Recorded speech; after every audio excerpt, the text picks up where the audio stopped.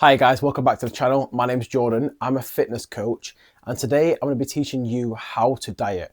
You're probably going to see a lot of information online on diets and do this, take away from maintenance, take this number away, and you're going to see a lot of contradicting information. I'm going to give you some free value today on how to actually diet to successfully lose weight and to successfully keep it off. So as you move over to the whiteboard, so obviously you're going to see a lot of conventional advice. So let's say I'm going to use myself as an example. My maintenance is around 2,800 calories. First of all, you'll see loads of things like the average adult needs 2,000 calories a day. I'm I'm light active. I get about 6,000 steps a day, but I'm 95 kilos and I train. So therefore, I need more calories than the average person does, right? So even most people, their actual maintenance calories are a lot higher than you actually think, first of all. So that's why a lot of the advice that you see online doesn't actually work properly.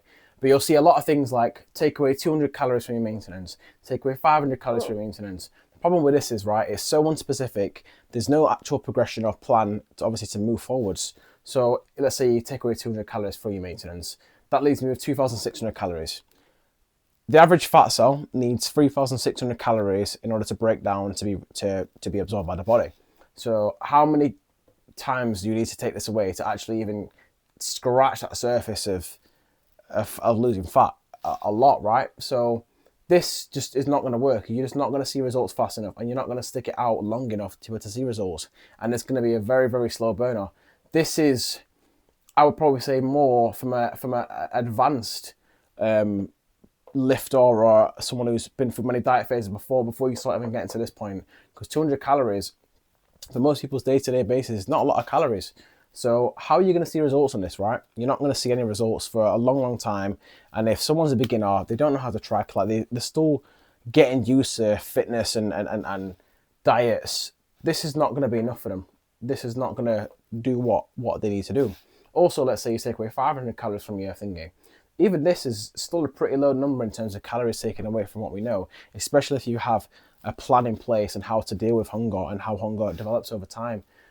So when hunger kicks in, there's no plan to keep that weight off or to keep hunger hormones at bay. So as a fitness coach, I'm going to move into now what I would do or what I would kind of advise someone to do if they're trying to lose weight. So as we move to the other side of the board, I'm looking at diet phases and I'm looking at it for myself. So my maintenance is 2,800 calories. And let's say I progress over a 12-week diet phase. I'm looking at this and I'm going, the first 1 to 4 weeks, I'm looking at a 20% deficit. The next 5 to 8 weeks, a 25% deficit. After that, after the 9 to 12 weeks, a 30% deficit. Now you see the calorie difference in this, right? So if I take away 200 calories, I've got 2,600. If I take away 500, I've got 2,300. On here, I'm going to 20% deficit, which is not a crazy amount of calories. It's still a substantial amount to make progress.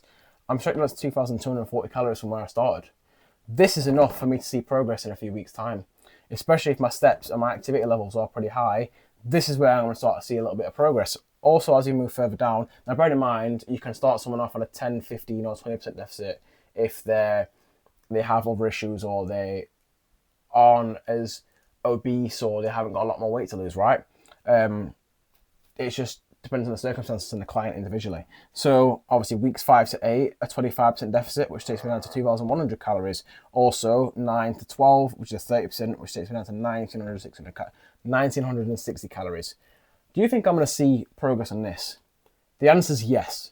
Because if I'm tracking and I'm making sure my food's right, I'm looking at here and going, right, I'm what, I don't know, 600 calories away from my maintenance roughly, maybe just under.